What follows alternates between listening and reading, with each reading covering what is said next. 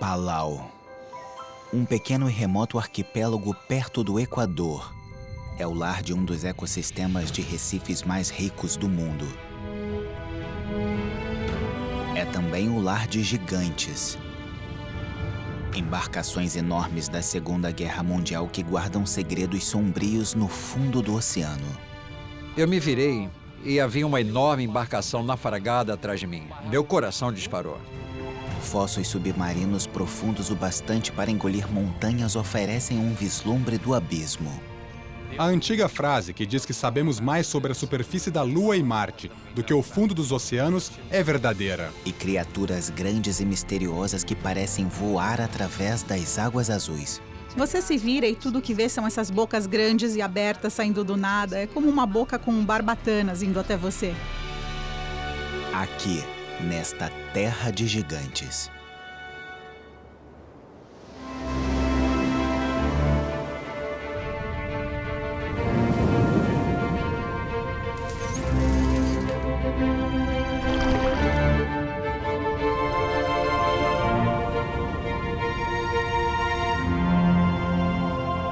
Imensidão azul.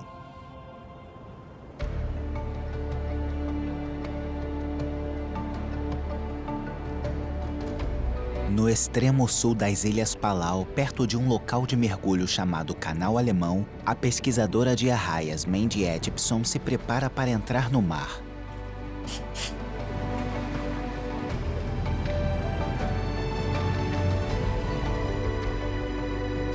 Durante a ocupação alemã em Palau, antes da Primeira Guerra Mundial, os mineiros construíram um canal aqui para criar uma rota de envio entre as ilhas. Hoje, fortes correntes transportam plâncton para a foz do canal, o que torna um local de alimentação ideal para um dos gigantes mais graciosos e bondosos do oceano, a arraia jamanta. Uma das maiores criaturas do mar se alimenta quase exclusivamente de uma das menores criaturas. É como um gargalo. O plâncton fica concentrado aqui e é por isso que esse lugar é famoso por ter arraias jamanta. Então, obviamente, esperamos ver arraias jamanta e, se tivermos sorte, talvez um animal ainda não registrado para adicionarmos ao nosso banco de dados.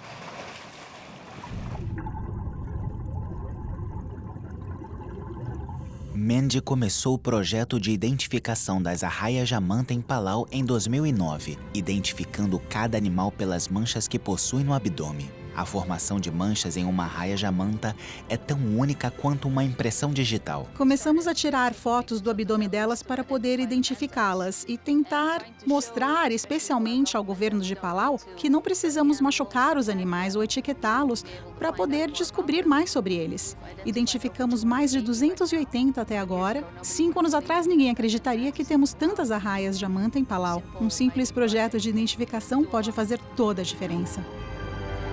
Ao rastrear os números e movimentos das arraias jamanta, Mandy e a organização Manta Trust do Reino Unido podem identificar qualquer declínio populacional causado pela pesca ilegal e se o turismo pode ou não estar afastando as arraias jamanta do Canal Alemão.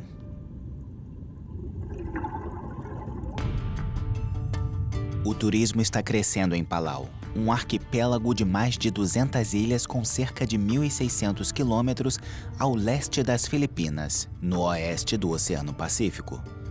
Os turistas que vêm aqui para explorar suas maravilhas naturais garantem cerca de 125 milhões de dólares para a economia local, mais da metade do produto interno bruto de Palau. Centenas de quilômetros de oceano azul celeste cercam o arquipélago. Ilhas de calcário, cobertas por uma selva espessa e intocada, se elevam como cogumelos do mar. Elas parecem jardins flutuantes.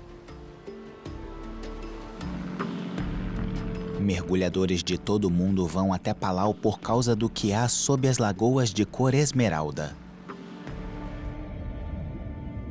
Um dos ecossistemas de recifes mais ricos do mundo. Esses jardins de corais possuem 1.500 espécies de peixes, 500 espécies de corais e mais de 100 espécies de tubarões e arraias. É possível que os mares de Palau contenham mais espécies de vida marinha do que qualquer outro lugar na Terra, e isso fornece aos pesquisadores uma oportunidade excepcional de explorar um mundo subaquático que desaparece. A explosão da vida marinha neste lugar se deve à sua geologia marinha. Palau fica na ponta de uma montanha subaquática que se formou há 70 milhões de anos. Muito abaixo dos picos da ilha, as correntes se chocam contra a montanha submersa e depois sobem, carregando os nutrientes que sustentam a cadeia alimentar oceânica.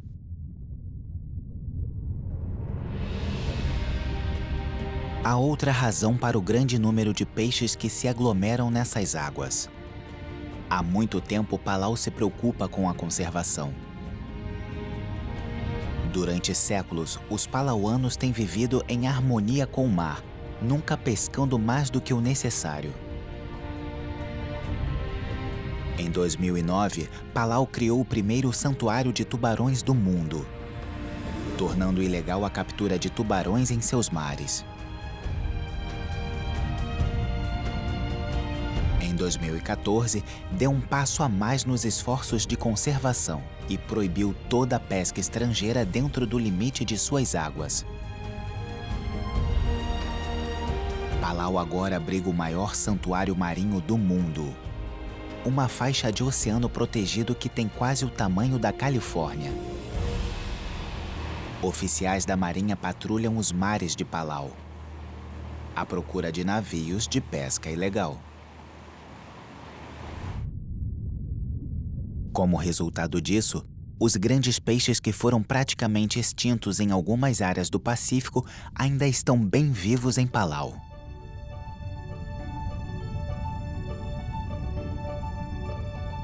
Gigantes tubarões cinzentos dos recifes, peixes Napoleão de 1,5 metro de comprimento,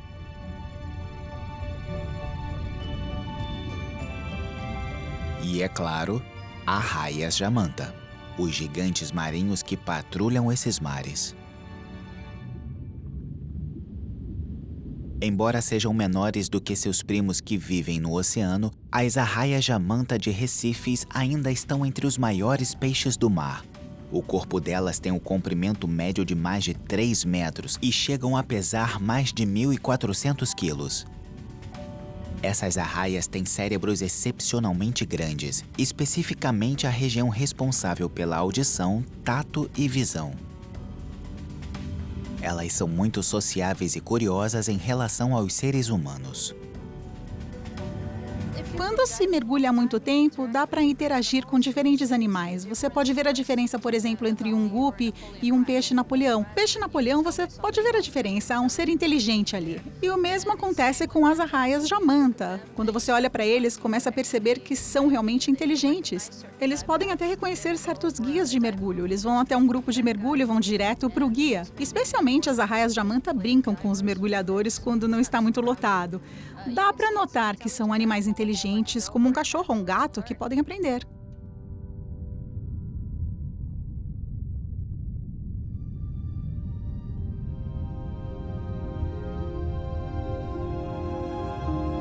No canal alemão, as arraias jamanta nadam contra a corrente para se alimentar de grandes concentrações de plâncton trazidas para a entrada do canal. As barbatanas curvadas em torno de seu rosto direcionam a água para a enorme boca aberta da arraia. Você se vira e tudo o que vê são essas bocas grandes e abertas saindo do nada. É como uma boca com barbatanas indo até você. É algo incrível de se ver. O tecido entre as guelras da manta peneira minúsculos crustáceos e plânctons da água. A arraia é como um filtro gigante, capaz de aspirar mais de 200 quilos de plâncton em uma única semana.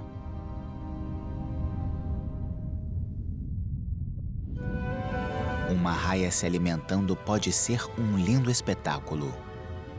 Dependendo da corrente e da direção do vento, elas às vezes se alimentam sozinhas e ficam rodopiando e dão várias voltas. É como um balé subaquático, é muito bom de assistir. Pode parecer que a raia está perseguindo sua própria cauda, mas essas voltas ajudam a trazer mais plâncton para a boca.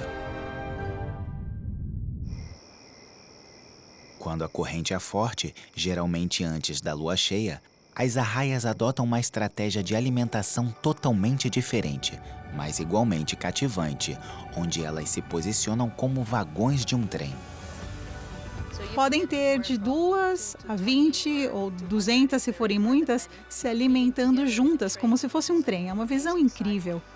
Elas continuam indo e vindo pela área onde o plâncton fica preso.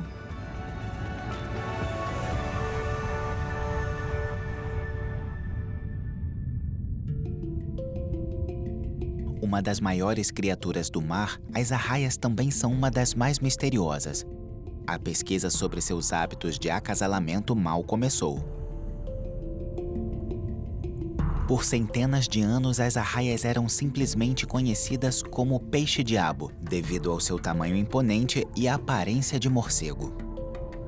Mas elas são muito boazinhas. Às vezes, quando a corrente está forte e você está tirando fotos ou gravando vídeo, é muito difícil ficar fora do caminho delas, especialmente quando há muitas. Então, quando você mergulha para tirar uma foto, elas vão direto para você e às vezes você é praticamente colocado no caminho delas.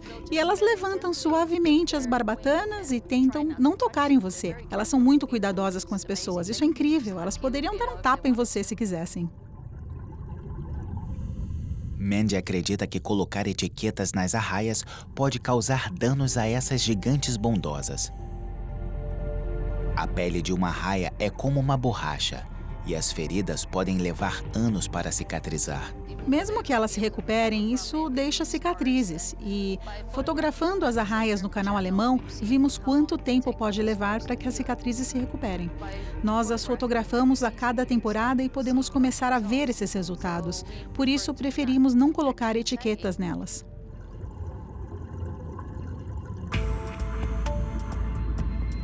Estudos anteriores feitos com etiquetas de localização permitiram aos cientistas rastrear o movimento das arraias. O método de identificação por foto não consegue fazer isso, mas Mandy desenvolveu uma alternativa que está revelando mais segredos do comportamento delas. Câmeras com lapso são colocadas nas estações de limpeza, pontos no Recife onde os peixes livram as arraias de pele morta e de parasitas.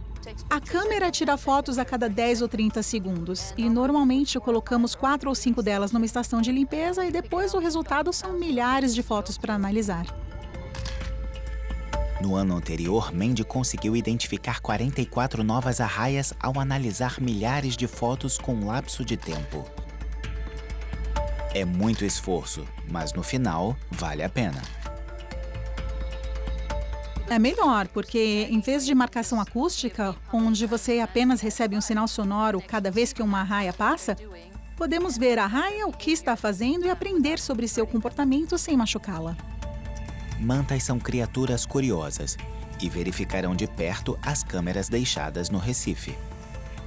Quando colocamos as câmeras de lapso de tempo, começamos a perceber que elas imediatamente percebem a mudança em suas estações de limpeza. Então vão até as câmeras e desdobram as abas cefálicas, que são como sensores. Então você pode ver elas fazendo assim em frente às câmeras. É como se estivesse falando, o que é isso na minha estação de limpeza? Então esse é o tipo de coisa que você nunca descobriria de outra maneira.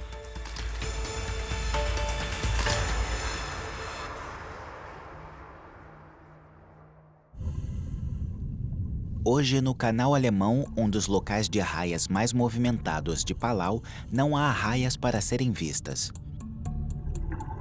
As correntes que ocorrem com base no ciclo da Lua mudaram de direção. Isso significa que não há plâncton fluindo para o canal, ou seja, menos arraias.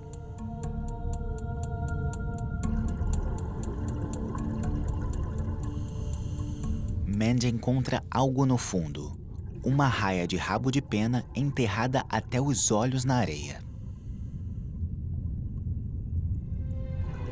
Por fim, ela vê uma grande arraia macho.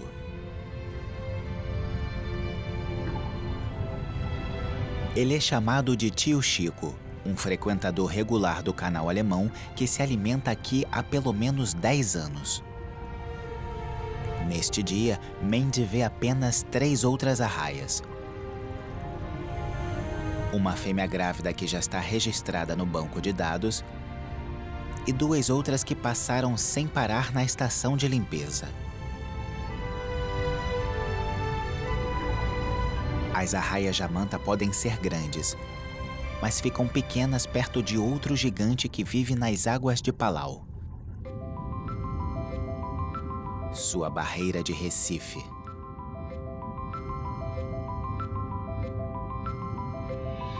Recifes de coral são as maiores estruturas vivas do mundo, compostos por milhões de minúsculos animais semelhantes a plantas, conhecidos como corais pólipos. Os recifes se formam quando um pólipo se liga a uma superfície no fundo do oceano. Depois, o pólipo divide-se em milhares de clones que secretam um esqueleto de carbonato de cálcio. Juntos, os pólipos agem como um organismo imenso e único. Os recifes de coral estão sempre crescendo. Quando um coral morre, ele deixa para trás o esqueleto parecido com uma rocha. E a próxima geração de coral cresce no esqueleto antigo. Os recifes de coral são as florestas tropicais do mar e cobrem menos de 2% do fundo do oceano. Mesmo assim, eles fornecem comida e abrigo para cerca de 1/4 de todas as espécies oceânicas. 1 bilhão de pessoas depende dos recifes de coral para se alimentar e para obter renda da pesca e do turismo. Os recifes também fornecem proteção contra furacões e tufões. O Recife de Palau, que acredita-se ter sido formado cerca de 2 milhões de anos atrás, pode ser o gigante mais importante nessas águas.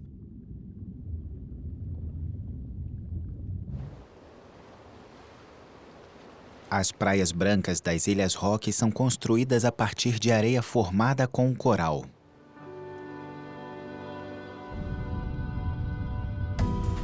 Animais de Recife, como este peixe-papagaio, alimentam-se de corais e algas que crescem na superfície do Recife. Os dentes duros do peixe-papagaio, que parecem como um bico, conseguem morder não apenas o coral, mas também o esqueleto duro do coral. O material duro ingerido pelo peixe passa pelo sistema digestivo e é depositado de volta no oceano em nuvens de areia branca e fina de coral.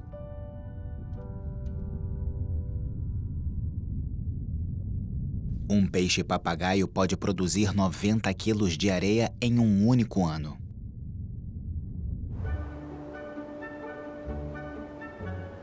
Essas ilhas rochosas, construídas com areia de coral que ficam abaixo de uma exuberante e intocada floresta do Pacífico, são um grande atrativo turístico.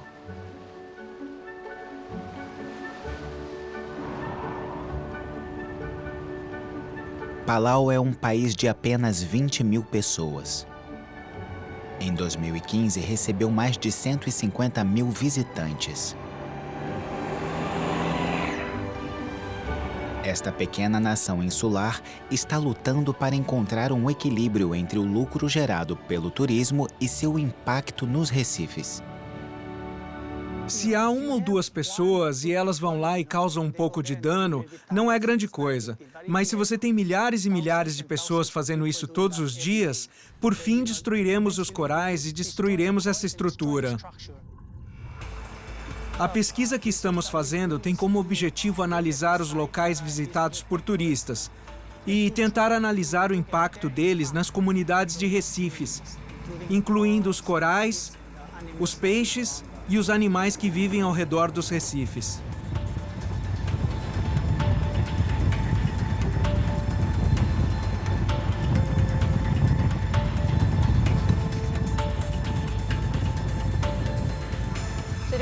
Hoje estamos tentando ver o impacto dos mergulhadores nos recifes de coral rasos. Então, com o aumento do turismo de Palau, vimos um aumento no número de turistas em nossos recifes rasos. Muitos deles têm pouca habilidade de natação e não são muito confiantes. Então, queremos ver se isso tem algum impacto sobre os corais e se as pessoas estão quebrando ou pisando neles, e quais são os efeitos disso. Para determinar a saúde do coral neste local, Evelyn usa um quadrado de amostragem chamado Quadrat. Ela o lança aleatoriamente de 50 a 60 vezes em um determinado local. Quando o Quadrat não cai no chão da lagoa, ela fotografa a área dentro da moldura. Os pesquisadores estudam as fotos em busca de evidências de danos nos corais e comparam as fotos tiradas em locais movimentados de mergulho com aquelas tiradas em locais intocados pelos turistas. Uma pesquisa inicial da equipe do Dr. Golbu revelou que os recifes em locais de mergulhos movimentados são dominados por corais quebrados, e isso ameaça seriamente a saúde dos recifes. Mas a equipe está pesquisando mais do que apenas corais hoje. Gary vai observar peixes hoje. Ele é um dos nossos especialistas no Coral Reef Center. Ele tem muito conhecimento sobre nossas espécies de peixes, os nomes comuns, seus nomes em palauano e seus nomes em latim. Então, o que ele fará ele vai medir qualquer peixe que esteja a um raio de 5 metros dele. É o que chamamos de contagem estacionária de peixes. Então, ele fica em um local por 3 minutos e conta todos os peixes de valor comercial que chegam, dentro de um raio de 5 metros, e anota seu tamanho em centímetros. A contagem de peixes, assim como a pesquisa sobre os recifes, é projetada para avaliar o impacto do turismo na lagoa. Embora seja proibido, sabe-se que os guias turísticos alimentam peixes para atraí-los aos locais turísticos de mergulho. Eles associam seres humanos à comida e isso pode interferir em seus ciclos naturais de alimentação. Este estudo vai ajudar a determinar o efeito que a alimentação de peixes teve, tanto no tamanho dos peixes quanto no número de peixes na lagoa. A nível global, os recifes de coral enfrentam uma ameaça muito maior que o turismo: a acidificação do oceano. Os seres humanos produzem e emitem cada vez mais dióxido de carbono através da queima de combustíveis fósseis. Mais de 1/4 do dióxido de carbono liberado na atmosfera é dissolvido nos oceanos. Isso perturba o equilíbrio químico, tornando a água mais ácida. Essa acidificação ameaça a sobrevivência dos animais no recife. Os esqueletos da maioria dos organismos marinhos, incluindo crustáceos e peixes, são feitos de carbonato de cálcio. Se a acidez da água aumenta, há menos íons de carbonato na água e fica mais difícil para esses animais formar um esqueleto. A acidez pode aumentar a ponto dos corais não conseguirem mais formar um esqueleto.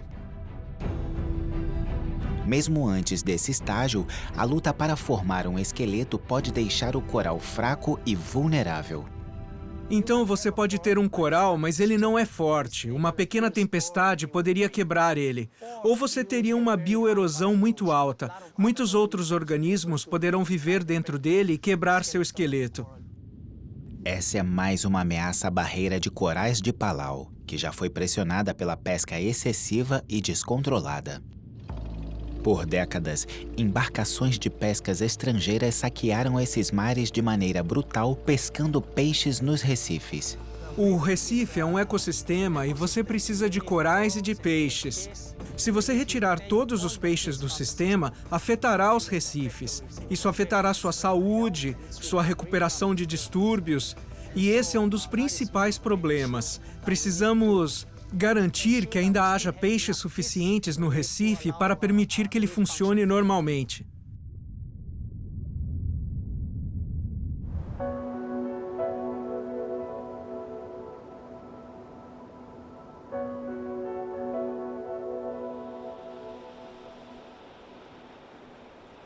Nem todos os recifes de Palau têm 2 milhões de anos.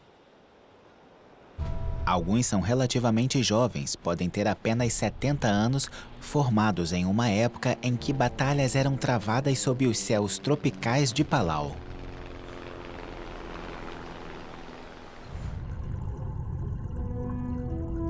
No fundo do porto de Malacau, um esqueleto enorme quebrado aparece lentamente no fundo do mar.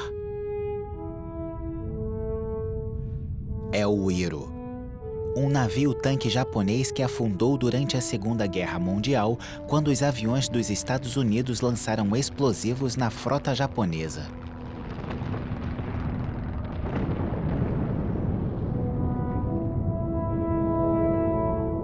Ao longo das décadas, o Uiro se transformou em um recife artificial, abrigo para presas, alimento para predadores e um terreno fértil para os corais duros e moles que tomaram conta do navio.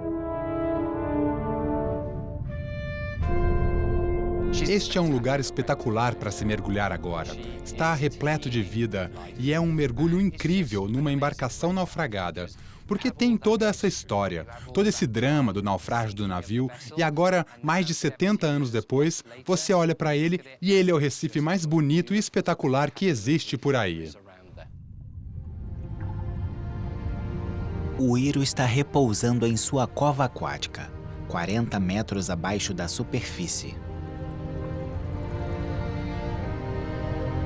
É uma embarcação enorme, mais de 140 metros de comprimento, pesando mais de 14.000 toneladas. E permanece praticamente intacto, exceto pelos danos causados quando uma grande explosão na Casa das Máquinas naufragou o navio. No arco pode ser vista uma arma da torre. Seu cano e escudo blindado envoltos em coral macio. Embarcações como o Uiro fornecem um cenário estável para os corais. Corais aparecem na coluna de água. Os ovos são carregados pela corrente e podem pousar em qualquer lugar. A pouca profundidade, água morna e a quietude relativa desta lagoa criam um terreno ideal para as algas que cimentam os recifes de coral.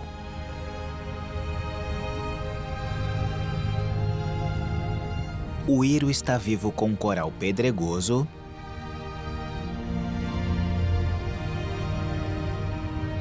esponjas de tubo de marfim,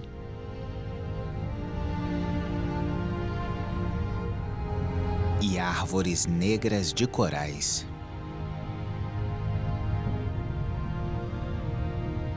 Os peixes vivem nos destroços. Nuvens de alevinos, peixes-leão e peixes-espada do Pacífico.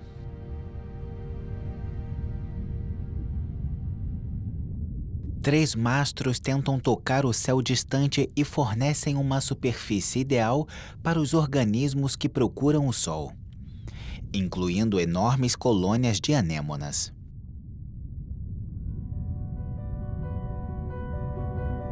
Parente próximo tanto de águas-vivas quanto de corais, a anêmona está equipada com tentáculos cheios de veneno que capturam presas que passam perto dela. O menor toque aciona os tentáculos que injetam uma neurotoxina paralisante em sua vítima. Mas não afeta o peixe-palhaço aninhado dentro de seus tentáculos. Para defender e garantir que tenha o suficiente para comer, a anêmona forma uma aliança improvável. Uma camada de muco na pele do peixe-palhaço o torna imune à picada letal da anêmona. É uma relação simbiótica. A anêmona protege o peixe-palhaço dos predadores e come as sobras das refeições dele. E, em troca, o peixe-palhaço afasta intrusos e limpa a anêmona dos parasitas.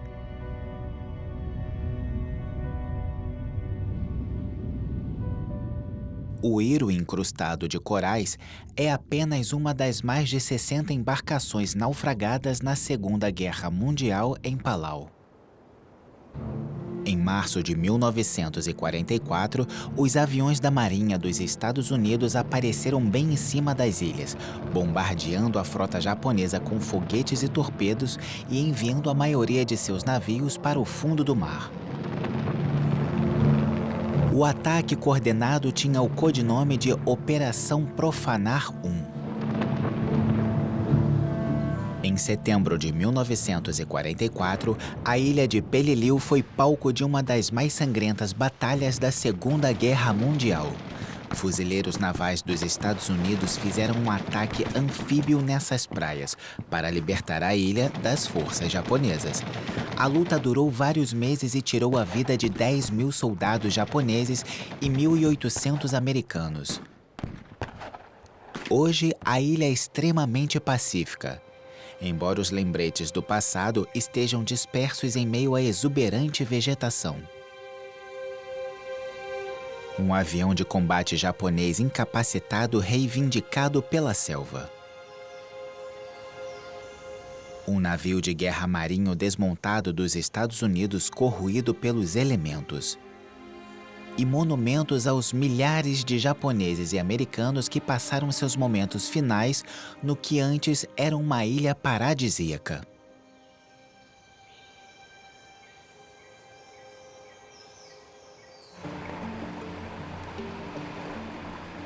Francis Toribiong é um nativo de Palau que cresceu nas ilhas nos anos seguintes à guerra.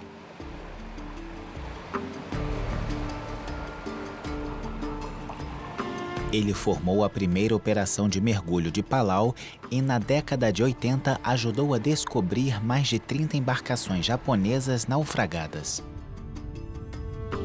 Entre elas está o Chuyu Maru, de 85 metros de comprimento. Assim como o Hiro, ele fica na posição vertical e está coberto de corais, esponjas e ostras.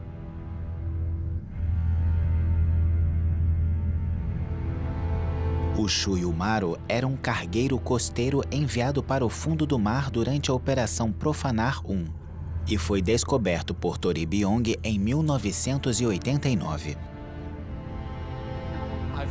Eu segui a linha e não havia nada lá. Eu me virei e havia uma enorme embarcação naufragada atrás de mim. Meu coração disparou. Fiquei assustado. Na verdade, fiquei um pouco assustado, porque é uma coisa enorme logo atrás de mim. Não vi porque estava descendo por esse caminho. Foi emocionante. Quero dizer, isso mudou completamente a minha maneira de mergulhar.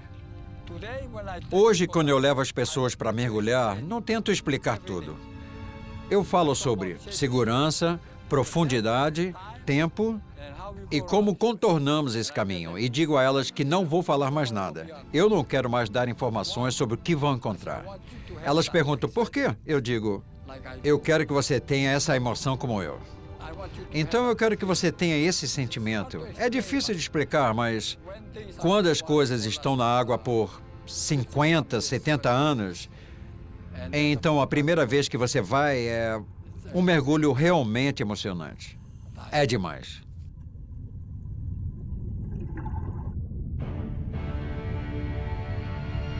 O Chuyu Maru compartilha seu túmulo aquático com um navio misterioso.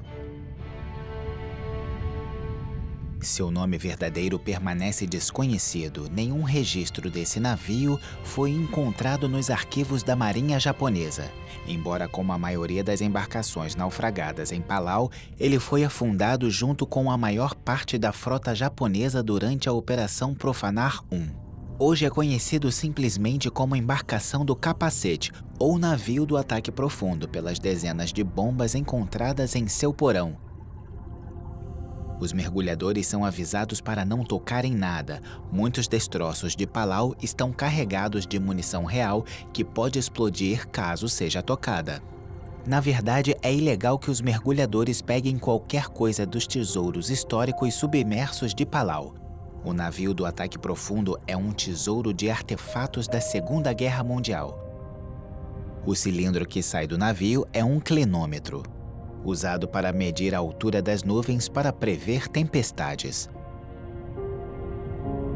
Essas garrafas de saquê e uma máscara de gás japonesa corroída são lembretes sombrios de que homens morreram aqui, no que é hoje um museu vivo do mar.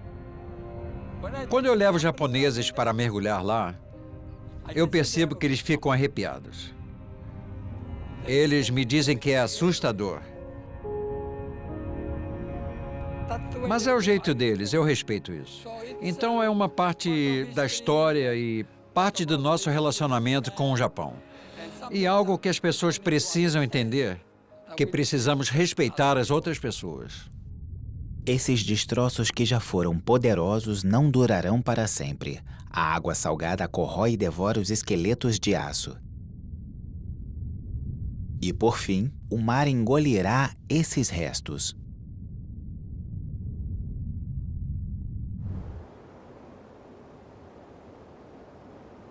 Ao longo das eras, a erosão da água salgada também esculpiu cavernas e túneis impressionantes na geografia calcária de Palau.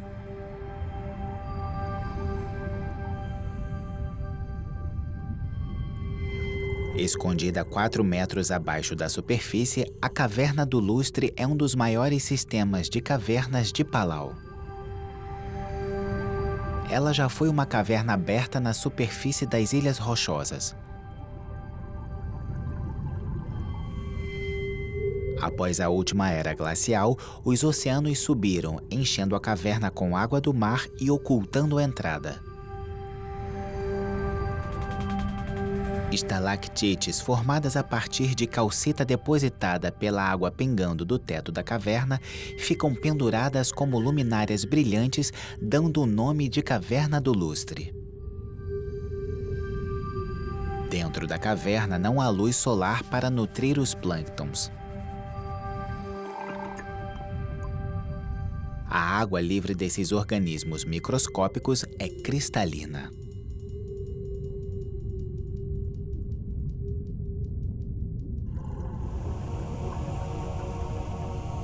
No túnel de Ciais, os mergulhadores descem para entrar em uma câmara que atinge profundidades de mais de 40 metros.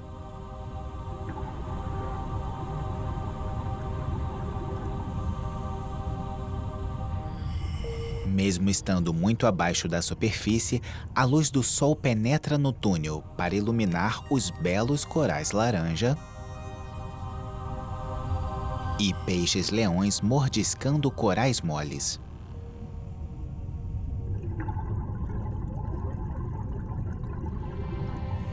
Palau é um ponto de partida para alguns dos mergulhos mais profundos do Pacífico. Ele fica sobre o que é basicamente uma cordilheira no fundo do mar. Uma queda acentuada de mais de 9.000 metros de profundidade fica abaixo das ilhas. Esta é a Fossa de Palau. A fossa simplesmente desce e entra no abismo, e essa queda está bem perto da costa também. Então as pessoas sempre falam sobre a Fossa das Marianas, a parte mais profunda do planeta. Ela fica a quase 300 quilômetros da costa. Temos águas muito profundas a 15 ou 20 quilômetros da nossa costa, então é um lugar sem igual. A Fossa de Palau é profunda o suficiente para submergir completamente o Monte Everest. Os mergulhadores normalmente descem cerca de 40 metros, menos da metade de 1% da profundidade da vala. Os mergulhadores apenas atingiram sua superfície. O que se sabe sobre o que há na Fossa de Palau? Honestamente, muito pouco. A antiga frase que diz que sabemos mais sobre a superfície da Lua e Marte do que sobre o fundo dos oceanos é verdadeira. Collins compilou um mapa 3D da fossa a partir de dados de gravidade derivados de satélite e medições de sonar coletadas em mergulhos. O verde mostra para as Ilhas Palau apenas a ponta de uma enorme montanha subaquática. Como podemos ver, algumas dessas paredes são íngremes e elas despencam por quilômetros, 4 ou 5 quilômetros, até chegar em uma pequena parte plana e outra parte e, novamente, simplesmente despencam na planície do abismo a mais de 9.000 metros de profundidade. Quando olhamos para a beira do Recife, às vezes é um pouco assustador, porque você tem cores bonitas, águas rasas e então você olha para o outro lado e vê que está literalmente em um penhasco. E especialmente por saber a profundidade desse penhasco. Então, às vezes pode ser um pouco assustador e um pouco desorientador, mas também é um pouco emocionante.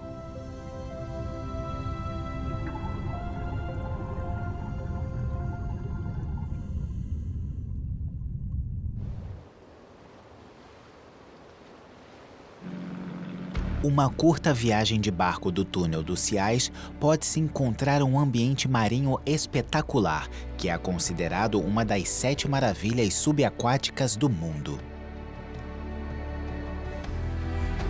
Palau é o lar de mais de 50 lagos marinhos. Quando as geleiras derreteram no final da última era glacial há 10.000 anos, os níveis dos oceanos aumentaram, preenchendo áreas baixas com água do mar. Fissuras e túneis no calcário conectam esses lagos de água salgada ao oceano. Debaixo de uma superfície de um lago marinho de 30 metros de profundidade, na ilha de corais desabitada de Eyul Malik, se encontra uma paisagem surpreendente.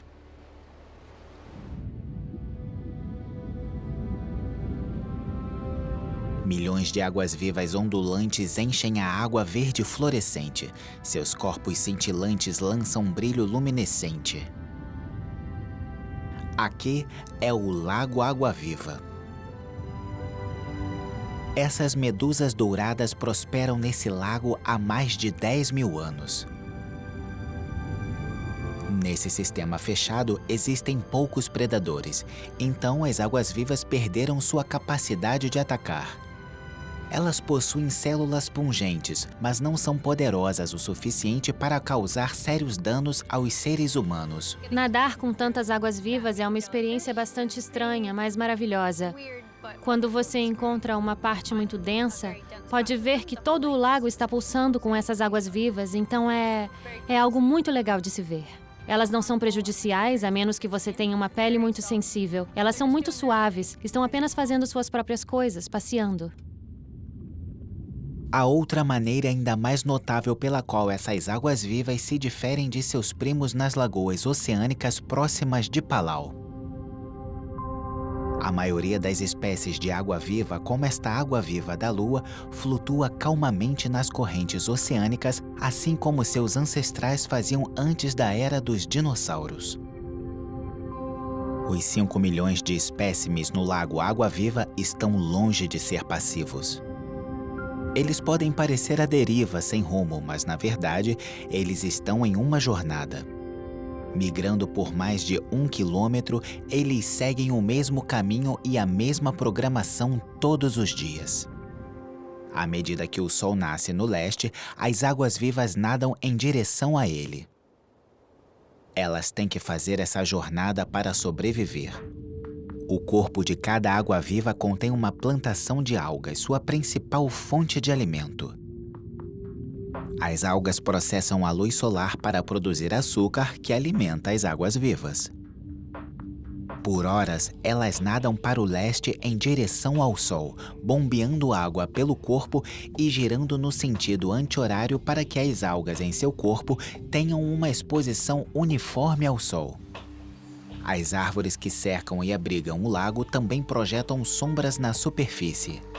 A água-viva deve evitar a sombra. Elas precisam absorver o máximo de luz solar possível para maximizar a energia criada pelas algas dentro de seu corpo. Então, elas seguem o Sol ao redor do lago para que, em um determinado momento do dia, elas estejam no ponto mais brilhante, assim conseguindo mais alimento. Quando o Sol começa a se pôr no oeste, o denso grupo de águas-vivas inverte o curso e volta para a costa oeste. Toda essa natação produz nutrientes na água que formam a base da cadeia alimentar do lago. Quando o sol desaparece no horizonte, as águas-vivas descem 15 metros, onde águas ricas em nitrogênio ajudam a sustentar as algas em seus corpos.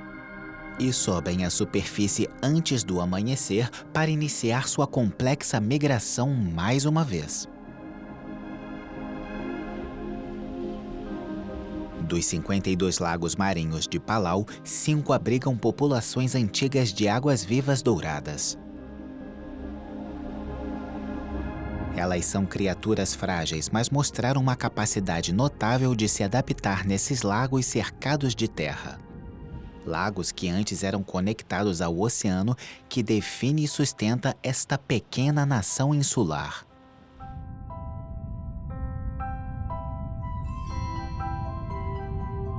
Por milhares de anos, os palauanos dependem de seus recifes de coral para sobreviver.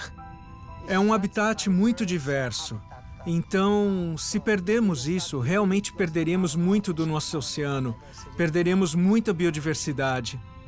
Bilhões de pessoas vivem perto da costa e dependem de recifes de coral. Todos nós, especialmente nós dessas pequenas ilhas, seríamos afetados severamente. E nosso modo de vida seria totalmente mudado.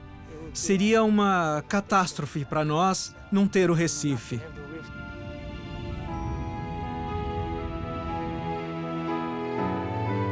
Esses ilhéus do Pacífico mantêm tradições de profundo respeito pelo mar.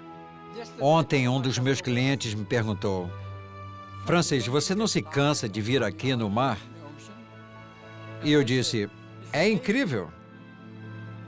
Um dia é diferente do outro, nunca é a mesma coisa. As nuvens, o sol, a chuva, o vento, a maré, o movimento. Então, nunca é a mesma coisa. Por isso eu não me canso de ir ao mar. Nessas águas protegidas, que contêm mais espécies de criaturas marinhas do que qualquer outro lugar da Terra, tem embarcações naufragadas há muito tempo perdidas que são reivindicadas pelo poder do oceano, que está repleto de energia e vida, com fossas que descem a profundidades invisíveis e com arraias de manta que dançam, aqui nessa exótica terra de gigantes.